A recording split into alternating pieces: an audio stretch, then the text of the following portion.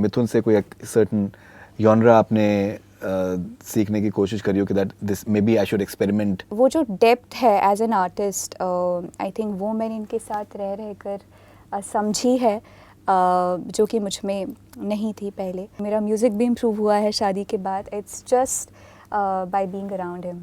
एक तलाश रहती है बीइंग अ कंपोजर की, एक नई धुन, एक नई तर्ज मिल जाए। बट रियाज एक अलग अनुशासन है, वो एक अलग दुनिया है जहाँ पर आप छलकते नहीं हो, आप सिर्फ भरते हो।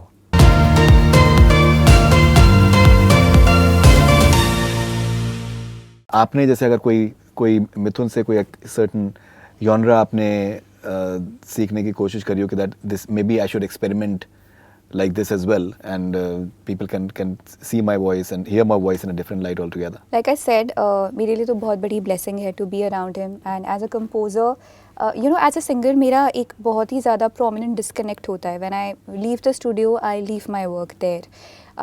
I sing a song and my job is done. But as a composer, I've seen living with him कि इनका जो process होता है वो कभी disconnection का होता ही नहीं है, disconnect करते ही नहीं है ये कभी। खाते हुए, सोते हुए, जागते, उठते, सारी चीज़ें करते वक्त वो जो म्यूज़िक है, जिस प्रोजेक्ट पर काम कर रहे होते हैं उस कैरेक्टर में ऑलमोस्ट ये रहते हैं।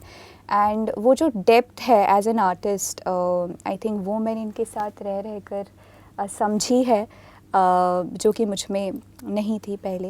And I think that has also benefited my work, at least जो कंपोजर्स हैं जिनके साथ मैं काम कर रही हूँ सबको वैसा लगता है कि मेरा म्यूज़िक भी इम्प्रूव हुआ है शादी के बाद। It's just by being around him.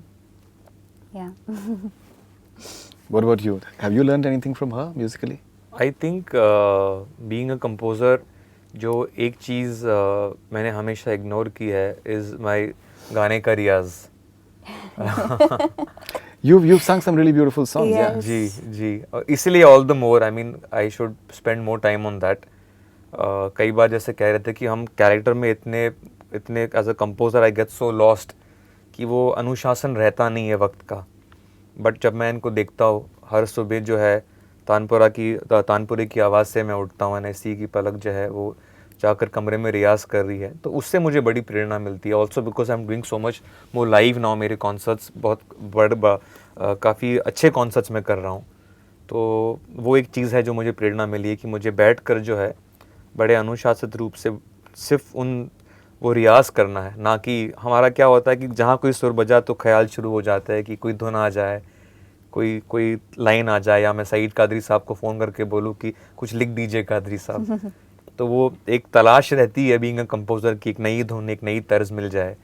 But रियाज एक अलग अनुशासन है, वो एक अलग दुनिया है जहाँ पर आप छलकते नहीं हो, आप सिर्फ भरते हो। Absolutely. आप लोगों के लिए शब्दों का क्या अहमियत है, लिरिक्स की क्या अहमियत है आप लोगों के लिए? मेरे लिए स्पीकिंग इंडिविजुअली हमेशा से बहुत मायने रखते हैं लिरिक्स, बिकॉज बहुत सारे ऐसे गाने हैं, आप जानते हैं मैंने पहले भी आपसे जिक्र किया है, जो मैंने नहीं गाए हैं शब्दों की वजह से, क्योंकि एज एन आर्टिस्ट मैं वो नहीं प्रेजेंट करना चाहती अपनी ऑडियंस को जिसमें मैं खुद बिलीव नहीं करती हूँ।